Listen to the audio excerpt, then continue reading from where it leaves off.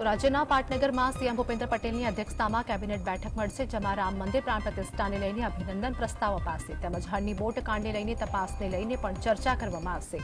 આગામી વિધાનસભા સત્રની તૈયારીઓને લઈને પણ ચર્ચા કરવામાં આવશે।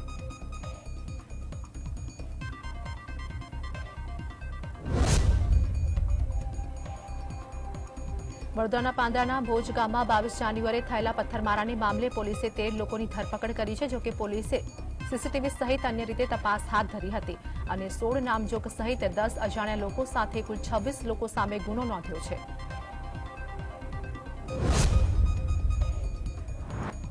સુરેન્દ્રનગરની સબજેલ ફરી ચર્ચાઓમાં આવી છે, જ્યાં સબજેલમાંથી અલગ અલગ કંપનીના સિમ કાર્ડ, ચાર્જિંગ અને મોબાઈલ ફોન જેવી પ્રતિબંધિત વસ્તુઓ મળી આવી હતી, જેમાં કેદી ભીમસિંહ સાબડ અને યુવરાજસિંહ પરમાર પાસેથી આ પ્રતિબંધિત વસ્તુઓ મળી આવી હતી।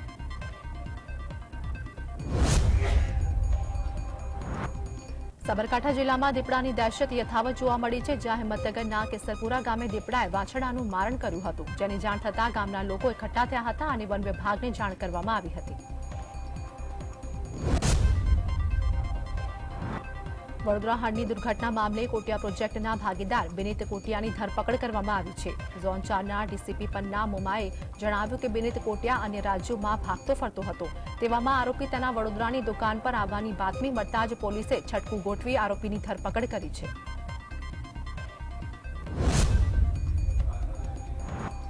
વડોદરા હળની તણાવ દુર્ઘટનામાં 12 માસૂમ બાળક અને 2 શિક્ષકોએ જીવ ગુમાવ્યા હતા, ત્યારે આ મામલે એડવોકેટ ઉત્કર્ષ દવેનું નિવેદન સામે આવ્યું છે।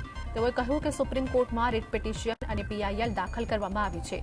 શાળાએ પિકનિક માટે ડીઓ ઓફિસની પરવાનગી નહોતી લીધી। શાળા સંચાલકોની આટલી ગંભીર બેદરકારી છતાં ફરિયાદમાં તેઓના નામ નથી।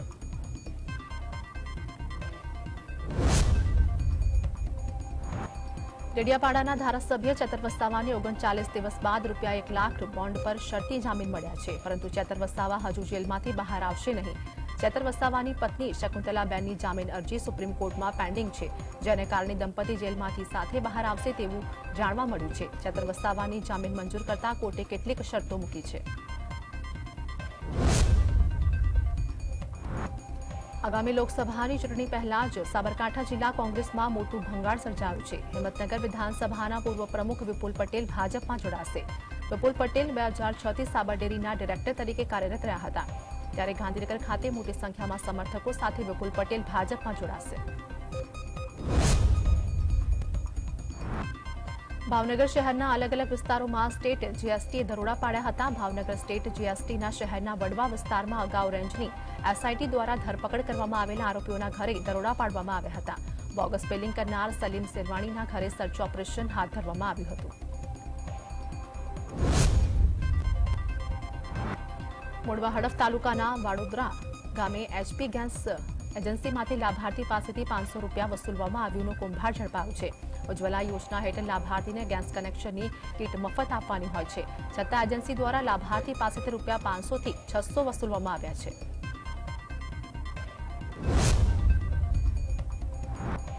સુરતમાં આર્થિક ગુના નિવારણ શાખાએ દેશવ્યાપી નકલી જન્મ પ્રમાણપત્ર બનાવવાના કૌભાંડનો પર્દાફાશ કર્યો છે। બિહારના ઝાંઝવા ગામેથી સિન્ટુ યાદવ નામનો શખ્સ ચલાવતો હોવાનો ખુલાસો થયો હતો। બિહારના સિન્ટુ યાદવે ફાસ્ટ પોર્ટલ ઓનલાઈન fastportal.com સહિત અન્ય વેબસાઇટના માધ્યમ દ્વારા અલગ અલગ રાજ્યોના બોગસ જન્મ પ્રમાણપત્ર બનાવ્યાનો પણ ખુલાસો થયો છે।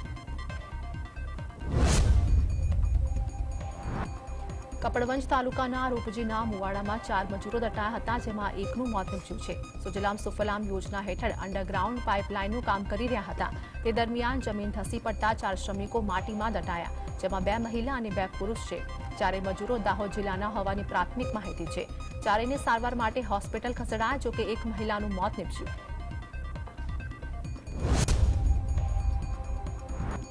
ડભોઈના ચાંદોદ અને નવા માંડવાના નાવિકોએ મામલતદારને આવેદનપત્ર આપીને લાયસન્સ રિન્યુ અને સેફટી સાધનો આપવા રજૂઆત કરી હતી। મામલતદારે ડભોઈના ચાંદોદ કરનારી ખાતે નર્મદા નદીમાં બોટ સંચાલકોને 5 થી વધુ મુસાફરો ન બેસાડવા સૂચન કર્યું હતું। આ સાથે જ મુસાફરોને સેફટીના સાધનો, લાઈફ જેકેટ અને રિંગ સાથે બેસાડવા સૂચના આપી હતી।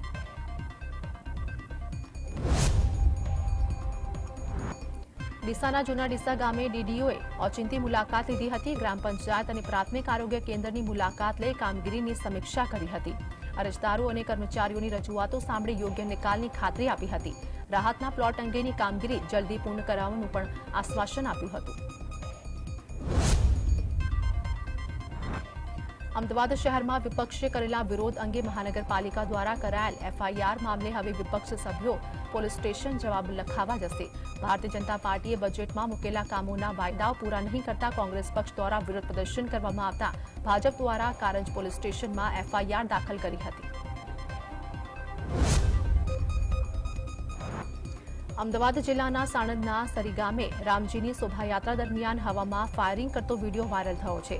સાણંદ એપીએમસીના ચેરમેન ખેંગાર સોલંકી હવામાં ફાયરિંગ કરતા હોવાનો આ વિડીયો વાયરલ થયો હતો. તો એપીએમસી ચેરમેન ખેંગાર સોલંકી અગાઉ હાઈ પ્રોફાઇલ જુગારની ક્લબમાંથી પણ જુગાર રમતો ઝડપાયો હતો. શોભાયાત્રામાં હવામાં ફાયરિંગના વિડીયોની જીએસટીવી પુષ્ટિ કરતું નથી. લોકસભાની ચૂંટણીના પડઘમ વાગી રહ્યા છે ત્યારે જય શ્રી રામના નાદ સાથે ભારતીય જનતા પાર્ટી દ્વારા ગુજરાતમાં એક સાથે 26 લોકસભા બેઠકના ચૂંટણી કાર્યાલયનો શુભારંભ કરવામાં આવ્યો છે. ત્યારે જામનગર 12 લોકસભા મતવિસ્તારના કાર્યાલયનો શુભારંભ કરવામાં આવ્યો.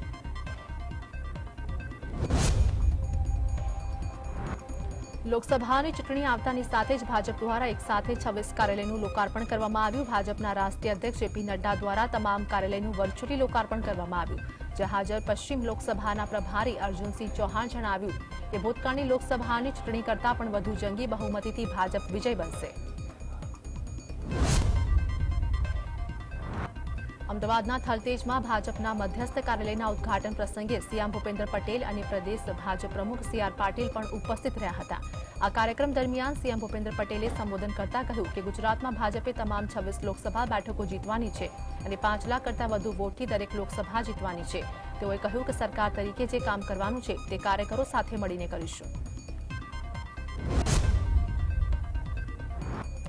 સુરતમાં લાલ દરવાજા ખાતે ભાજપના ચૂંટણી કાર્યાલયનો પ્રારંભ કરવામાં આવ્યો હતો. કેન્દ્રીય રેલવે રાજ્યમંત્રી દર્શના જરદોશના હસ્તે ભાજપ કાર્યાલયનું ઉદઘાટન કરવામાં આવ્યું હતું. સાંસદ તેમજ કેન્દ્રીય રેલ રાજ્ય અને કાપડ મંત્રી દર્શના જરદોશે કહ્યું કે વર્ષ 2024ની લોકસભાની ચૂંટણીના પ્રચાર માટે શ્રી ગણેશ કરવામાં આવ્યા છે. મહેસાણામાં ભારતીય જનતા પાર્ટી દ્વારા ચૂંટણી કાર્યાલય ખુલ્લું મૂકવામાં આવ્યું હતું. આ પ્રસંગે ઉપસ્થિત મહેસાણાના સાંસદ શારદાબેન પટેલે નિવેદન કરતા કહ્યું કે મારી ઉંમર હવે ટિકિટના માપદંડમાં આવતી નથી.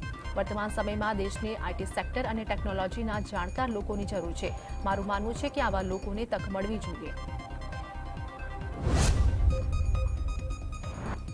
તો આ તરફ પાટણ 3 લોકસભા મધ્યસ્થ કાર્યાલયનું કેબિનેટ પ્રધાન બળવંતસિંહ રાજપૂતના હસ્તે લોકાર્પણ કરવામાં આવ્યું, જેમાં મોટી સંખ્યામાં ભાજપના આગેવાનો તેમજ કાર્યકરો પણ ઉપસ્થિત રહ્યા હતા. બળવંતસિંહ રાજપૂતે જણાવ્યું કે દેશની સૌથી મોટી રાજકીય પાર્ટી ભારતીય જનતા પાર્ટી છે.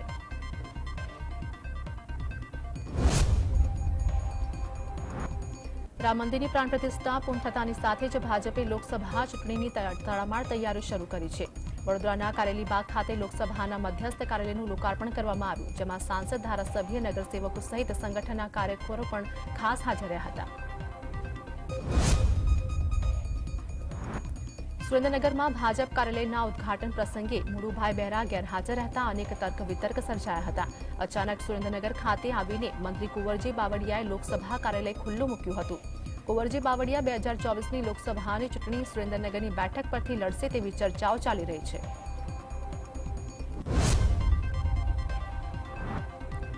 ભુજમાં કચ્છ લોકસભા બેઠકનું મધ્યસ્થ કાર્યાલય ખુલ્લું મૂકવામાં આવ્યું. કચ્છના પ્રભારી મંત્રી પ્રફુલ પાનસરિયાના હસ્તે લોકસભા કાર્યાલયને ખુલ્લું મૂકવામાં આવ્યું હતું.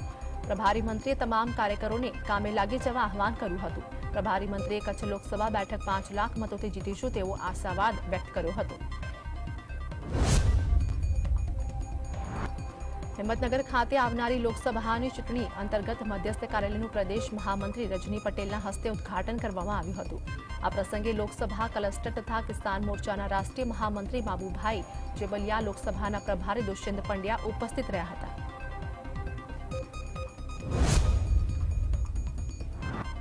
નવસારીમાં લોકસભા ચૂંટણીની તૈયારીઓ માટે ભાજપ કાર્યાલયનું ઉદઘાટન કરવામાં આવ્યું હતું. 25 નવસારી લોકસભા બેઠકના મધ્યસ્થ કાર્યાલયનું ગણદેવી રોડ પર સ્થિત સ્વિસ પોઈન્ટ ખાતે સાધુ સંતોની ઉપસ્થિતિમાં પ્રારંભ કરવામાં આવ્યો હતો. વલસાડના અબ્રામા ખાતે ભાજપ દ્વારા લોકસભા ચૂંટણી મધ્યસ્થ કાર્યાલયનું ઉદ્ઘાટન કરવામાં આવ્યું। આ કાર્યક્રમમાં રાજ્યના નાણામંત્રી કનુભાઈ દેસાઈ, વલસાડ ડાંગના સાંસદ ડોક્ટર કેસી પટેલ સહિત ભાજપના ધારાસભ્યો પણ હાજર રહ્યા હતા। જેમાં નાણામંત્રી ભાજપ વલસાડ ડાંગ લોકસભા બેઠક પર 5 લાખથી વધુ મતોની લીડથી પ્રચંડ વિજય મેળવશે તેવો આશાવાદ પણ વ્યક્ત કર્યો હતો।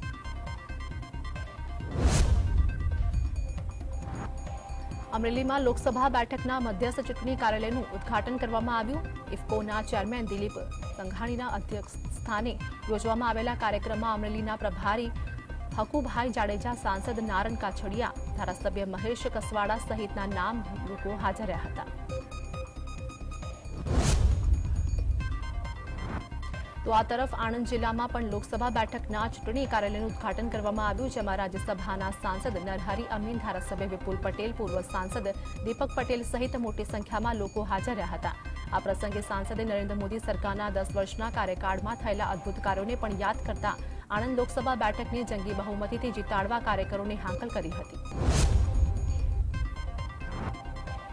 અયોધ્યાના રામ મંદિરમાં રામલલાની અભિષેક બાદ મંદિરના દરવાજા ભક્તો માટે ખુલી ગયા છે। મંદિરને જાહેર દર્શન માટે ખોલવામાં આવ્યા બાદ પ્રથમ દિવસે મંગળવારે ભારે ભીડ એકઠી થઈ હતી।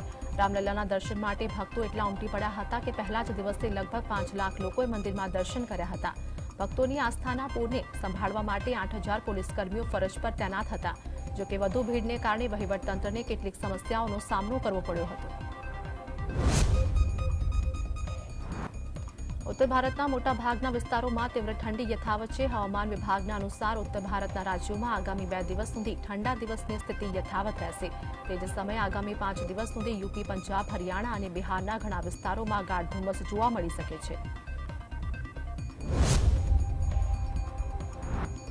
એન્ફોર્સમેન્ટ ડિરેક્ટોરેટ હાલમાં પશ્ચિમ બંગાળમાં રાશન વિતરણ કૌભાંડને લઈને કાર્યવાહીમાં છે, જ્યાં આજે ઈડીની ટુકડીઓએ ઉત્તર 24 પરગણામાં ફરાર તૃણમૂલ કોંગ્રેસ જિલ્લા પરિષદના સભ્ય શેખ શાહજહાંના ઘરે દરોડા પાડ્યા હતા અને આ દરમિયાન વિડીયોગ્રાફી પણ કરવામાં આવી હતી। પશ્ચિમ બંગાળ રાશન વિતરણ કૌભાંડ 9 થી 11,000 કરોડ રૂપિયાનું હોવાનો અંદાજ છે। જ્યારે ઈડીની ટીમ છેલ્લી વાર શેખ શાહજહાંના ઘરે દરોડો પાડવા માટે અહીં આવી હતી ત્યારે તેના પર હુમલો કરવામાં આવ્યો હતો। રશિયાએ મંગળવારે યુક્રેનના 3 શહેરો પર મિસાઇલ વડે હુમલો કર્યો હતો। આ હુમલામાં ઓછામાં ઓછા 18 લોકોના મોત થયા હતા અને ઇમારતો ધ્વસ્ત થઈ ગઈ હતી। તમને જણાવી દઈએ કે આ પહેલા સોમવારે મોસ્કોએ લગભગ 2 વર્ષથી ચાલી રહેલા યુદ્ધને સમાપ્ત કરવા માટે કીવ અને તેના પશ્ચિમી સહયોગીઓ દ્વારા સમર્થિત કોઈપણ સમજૂતીને નકારી કાઢી હતી। આ મામલે યુએને જણાવ્યું હતું કે તાજેતરના રશિયન બોમ્બ વિસ્ફોટ ગયા વર્ષ કરતાં વધુ ખરાબ હતા। અમેરિકામાં પણ ચાલુ વર્ષના અંતે રાષ્ટ્રપતિની ચૂંટણી યોજાવાની છે। જોકે તે પહેલા જ રિપબ્લિકન પાર્ટીમાં રાષ્ટ્રપતિ પદની ઉમેદવારીનો જંગ રસપ્રદ બની ગયો છે। ભારતીય મૂળના ઉમેદવાર નિકી હેલી પૂર્વ રાષ્ટ્રપતિ ડોનાલ્ડ ટ્રમ્પ માટે મોટો પડકાર બની ગયા છે। તેમણે ન્યૂ હેમ્પશાયરની પ્રાથમિક ચૂંટણી બાદ રાષ્ટ્રપતિ પદની રેસમાંથી ટ્રમ્પ સામેથી ખસી જવાના ડોનાલ્ડ ટ્રમ્પની અપીલને પણ ફગાવી દીધી છે। જોકે નિકી હેલીએ રેસમાં ટકી રહેવાની પોતાની પ્રતિબદ્ધતા દર્શાવી હતી।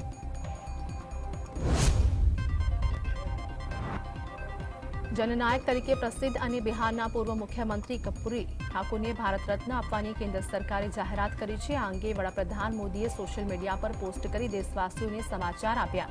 પીએમ મોદીએ પોતાના પોસ્ટમાં લખ્યું કે મને આનંદ છે કે ભારત સરકારે સામાજિક ન્યાયના દીવાદાંડી મહાજનનાયક કર્પૂરી ઠાકુરજીને ભારત રત્ન એનાયત કરવાનો નિર્ણય લીધો છે। આગામી લોકસભાની ચૂંટણીને ધ્યાનમાં રાખીને ભાજપે તેની તૈયારીઓ શરૂ કરી છે। આવતા મહિને પીએમ મોદી બિહારમાં અનેક રેલીઓમાં સંબોધન કરશે। વડાપ્રધાન આવતા મહિને 4 ફેબ્રુઆરીના રોજ બિહારના બેતિયામાં જાહેર સભાને સંબોધશે। આ સાથે જ ભાજપ અધ્યક્ષ જેપી નડ્ડા 30મી જાન્યુઆરીએ કટિહારમાં રેલીમાં હાજરી આપશે। ફેબ્રુઆરી મહિનામાં કેન્દ્રીય ગૃહમંત્રી અમિત શાહ પણ બિહારની મુલાકાત લેશે। ભારત જોડો યાત્રા દરમિયાન આસામ મેઘાલય બોર્ડર પર પોતાની ટ્રાવેલ બસની પરથી વિદ્યાર્થીઓ અને અન્ય લોકોને સંબોધતા કોંગ્રેસના નેતા રાહુલ ગાંધીએ દાવો કર્યો કે આસામના મુખ્યમંત્રી હિમંતા બિસ્વા શર્માના નિર્દેશ પર તેમને મેઘાલયની ખાનગી યુનિવર્સિટીમાં વિદ્યાર્થીઓ સાથે વાતચીત કરતા અટકાવવામાં આવ્યા હતા। રાહુલ ગાંધીએ કહ્યું કે હું યુનિવર્સિટીમાં આવીને વિદ્યાર્થીઓને સંબોધવા માંગતો હતો અને તમને સાંભળવા માંગતો હતો, પરંતુ આવું થઈ શક્યું નહીં। કોંગ્રેસના નેતા રાહુલ ગાંધીની આગેવાનીમાં ભારત જોડો ન્યાય યાત્રા આસામના ગુવાહાટી પહોંચી હતી. ત્યાં શહેરમાં યાત્રા કાઢવા બાબતે પરવાનગી ન મળતા કોંગ્રેસના કાર્યકરો અને પોલીસ વચ્ચે ભારે ઘર્ષણ થયું હતું. કોંગ્રેસ કાર્યકર્તાઓએ પોલીસ દ્વારા લગાવવામાં આવેલા બેરિકેડ્સને તોડી નાખ્યા હતા. ત્યારબાદ પ્રદેશના મુખ્યમંત્રી હેમંતા બિસ્વા શર્માએ રાજ્યના પોલીસ મહાનિર્દેશકને રાહુલ ગાંધી વિરુદ્ધ ગુનો દાખલ કરવાનો નિર્દેશ આપ્યો હતો.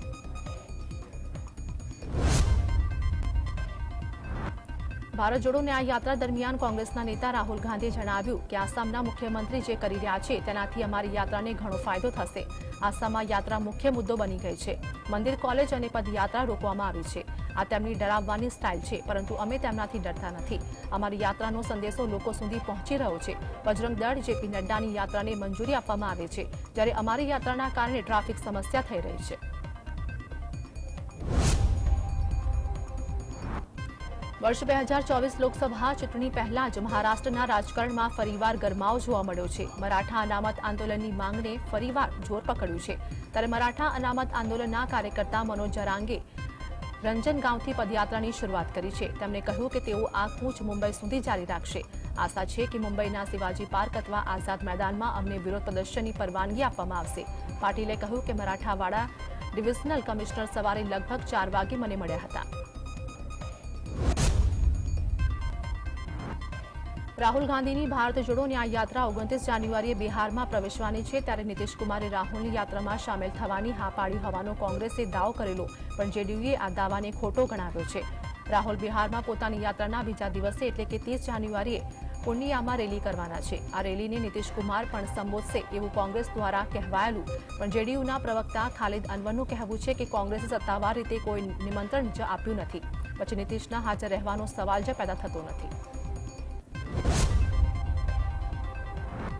મમતા બેનર્જીએ કોંગ્રેસ તરફનું પોતાનું વલણ વધારે આક્રમક બનાવીને પશ્ચિમ બંગાળથી કોંગ્રેસ અને ડાબેરીઓ દૂર રહે એવી સ્પષ્ટ ચીમકી આપી છે.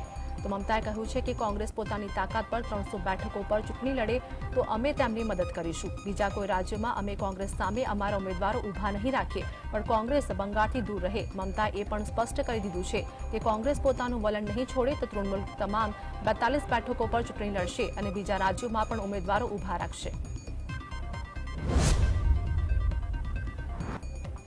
કેરળમાં સત્તાધારી ડાબેરી મોરચાએ લોકસભાની ચૂંટણીમાં કેન્દ્ર સરકાર દ્વારા અન્યાયના મુદ્દાને ચગાવવાનું નક્કી કર્યું છે. આ માટે કેરળના મુખ્યમંત્રી પિનારાઈ વિજયન પોતાના મંત્રીઓ સાથે 8 ફેબ્રુઆરીએ દિલ્હીમાં જંતર મંતર ખાતે ધરણા કરવાના છે. તો વિજયને તમિલનાડુના મુખ્યમંત્રી એમ.કે. સ્ટાલિનને પણ વિરોધમાં જોડાવાનું નિમંત્રણ આપ્યું છે. સ્ટાલિને દેશના તમામ ભાજપ વિરોધી પક્ષોના મુખ્યમંત્રીઓને સાથે રાખીને ધરણા કરવાની અપીલ કરી છે, પણ બીજા મુખ્યમંત્રીઓ જોડાય એવી શક્યતા નથી. પ્રજાસત્તાક દિવસ નજીક આવી રહ્યો છે, ત્યારે દિલ્હીમાં પરેડ અને અનેક કાર્યક્રમોને લઈને તૈયારીઓ પણ કરવામાં આવી રહી છે. ગણતંત્ર દિવસના રોજ ભારતીય સેના અને સુરક્ષા દળો દ્વારા અનેક કાર્યક્રમો થકી શક્તિ પ્રદર્શન કરવામાં આવે છે. એટલું જ નહીં, સેનાની ત્રણેય પાંખ અનોખી રીતે આ દિવસની ઉજવણી કરે છે. આ વર્ષ ભારતીય વાયુસેના પ્રજાસત્તાક દિવસ એક વિશેષ ફ્લાયપાસ્ટ રજૂ કરશે. આમાં ઉડાવવામાં આવનાર તાંગેલ ફોર્મેશનને પણ હેરિટેજ એરક્રાફ્ટ ડાકોટામાં સામેલ કરવામાં